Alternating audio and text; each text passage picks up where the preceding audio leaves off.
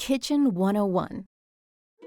Asparagus can be found in the grocery store year-round, but it's at its peak during the spring and early summer. When shopping for asparagus, look for full stalks without signs of shriveling and tips that are firm.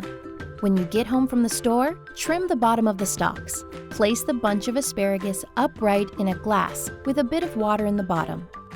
Store in the refrigerator covered loosely with plastic to keep it from drying out and use within a couple days of purchase.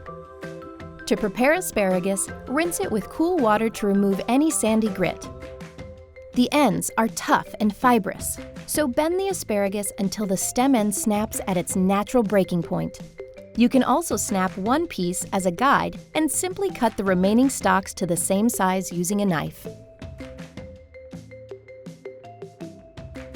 This step is optional, but to maximize tenderness, on thicker pieces of asparagus, it helps to peel them. Remove just enough of the outer layer on the bottom half of the stems.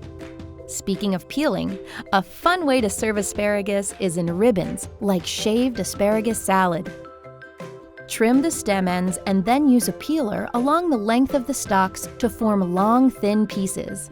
Toss with a tangy dressing.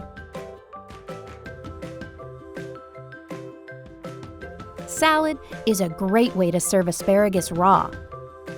But this versatile vegetable also lends itself to several cooking techniques. It can be tossed with olive oil, salt, and pepper, and roasted in the oven or charred on the grill.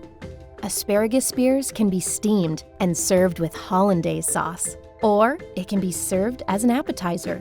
Try wrapping each spear with prosciutto. Your guests will love it.